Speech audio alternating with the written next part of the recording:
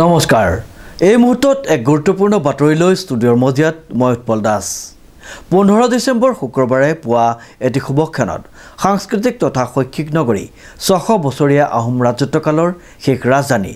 যোৰহাট চহৰত সদৌ অসম আহোম সভাৰ কেন্দ্ৰীয় অধিৱেশনৰ মূল মণ্ডপৰ লাইখুটা এটি ধৰ্মীয় অনুষ্ঠানেৰে স্থাপন কৰা হয় চাওক আমাৰ এই বিশেষ প্ৰতিবেদনটি 15 ডিসেম্বৰ শুক্ৰবাৰে পুৱা এটি শুভক্ষণত সাংস্কৃতিক তথা শৈক্ষিক নগৰী 600 বছৰীয়া আহোম ৰাজত্বকালৰ শেষ ৰাজধানী যোৰহাট চহৰত সদৌ অসম আহোম সভাৰ কেন্দ্ৰীয় অধিৱেশনৰ মূল মণ্ডপৰ লাইখুটা এটি ধৰ্মীয় অনুষ্ঠানেৰে স্থাপন কৰা হয় আহোম সভাৰ 61তম দ্বিবাৰ্ষিক কেন্দ্ৰীয় অধিৱেশন উদযাপন কৰিবলৈ লৈছোঁ অহা 5, 6 আৰু 7 জানুৱাৰী 2024 চনত আমাৰ তিনিদিনীয়াকৈ এই অধিৱেশন অনুষ্ঠিত হ'ব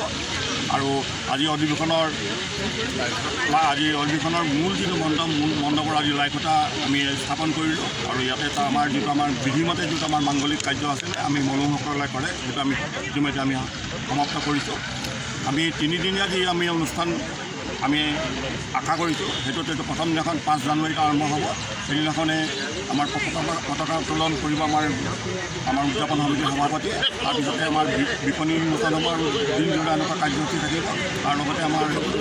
সদৌ অসম ভিত্তিক কুইজ প্ৰতিযোগিতা হ'ব সেইদৰে 6 জানুৱাৰী তাৰিখে আমাৰ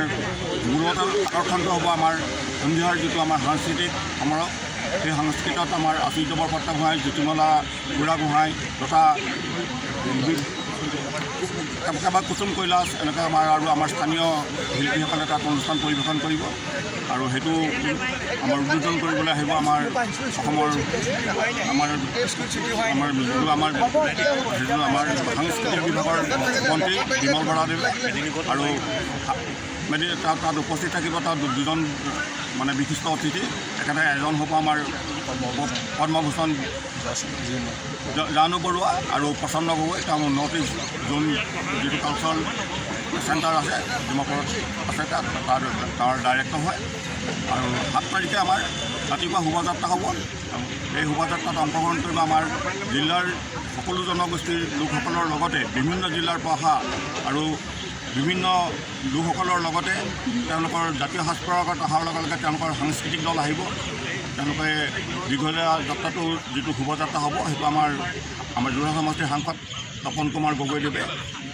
মানে তাৰ হেৰি কৰিব তাত ফ্লেগ অফ কৰিব আৰু দুপৰীয়া আমাৰ মূল মুকলি অধিৱেশনখনৰ যি হ'ব সেই অধিৱেশনৰ মুকলি সভা অসমৰ মাননীয় মুখ্যমন্ত্ৰী হিমন্ত বিশ্ব শৰ্মা আৰম্ভ কৰি বিভিন্নজন আমাৰ মন্ত্ৰী আহিব সাংসদ আহিব তেওঁলোকৰ অহাৰ উপৰিও আমাৰ বিশিষ্ট অতিথি হিচাপে কেইবাজনো আমাৰ ব্যক্তিক আমি নিমন্ত্ৰণ জনাইছোঁ আৰু তেওঁলোকে আমাক কথা দিছে তাৰ লগে লগে কেইজনমান আমাৰ টাই আহোম সংস্কৃতিৰ লগত জড়িত বা টাই ভাষাৰ ওপৰত গৱেষণা কৰি থকা তেওঁলোকৰ দুজন আমি ৰাতিটো আমাৰ তিলেশ্বৰ মোহন আৰু গজেন সিংপৌ লাজঙক গণেশ সিংপৌ লাজং তেওঁলোকক আমি সম্বৰ্ধনা জনাওঁ আৰু আমি আশা কৰিছোঁ আমাৰ এই অনুষ্ঠানখন সফলভাৱে আমি উদযাপন কৰিবলৈ সক্ষম হ'ম আৰু সেইটো কাৰণে আপোনালোকৰ এই সহযোগিতা আৰু আপোনালোকৰ চেনেলৰ জৰিয়তে যাতে এইটো প্ৰচাৰ কৰে তাৰ কাৰণে আমি আপোনালোকক অনুৰোধ জনাই আপোনালোক পুনৰ ধন্যবাদ জ্ঞাপন কৰি উল্লেখযোগ্য যে যোৰহাটৰ ক্ৰীড়া সন্থাৰ খেলপথাৰৰ পূৰ্ণানন্দ বুঢ়াগোহাঁই ক্ষেত্ৰত অনুষ্ঠিত হ'ব সদৌ অসম আহোম সভাৰ 63 সংখ্যক ত্ৰিবাৰ্ষিক কেন্দ্ৰীয় সন্মিলনখনি তদুপলক্ষে আজি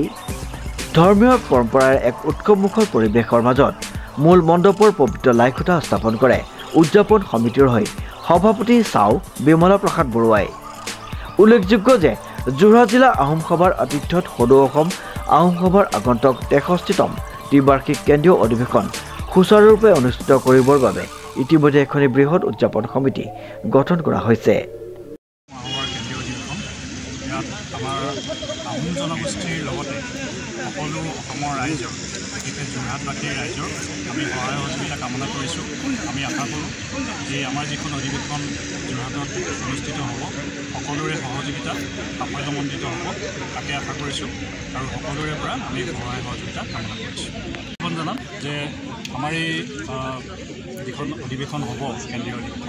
তেওঁলোকৰ পৰা আমি সহায় সহযোগিতা কামনা কৰিছোঁ আহোম জনগোষ্ঠীৰ উত্তৰণৰ কাৰণে তেওঁলোকে ভৱিষ্যতৰ অনাগত দিনত আমাৰ লগত আহোমবাদ সহযোগিতা কৰিব বুলি ভাবোঁ জাতিটোৰ উত্তৰণৰ ক্ষেত্ৰত আমি চৰকাৰৰ পৰা সদায় সহযোগিতা কামনা কৰোঁ শ্ৰীমন্ত মাধৱ বৰুৱাৰ ৰিপৰ্ট নিউজ নাও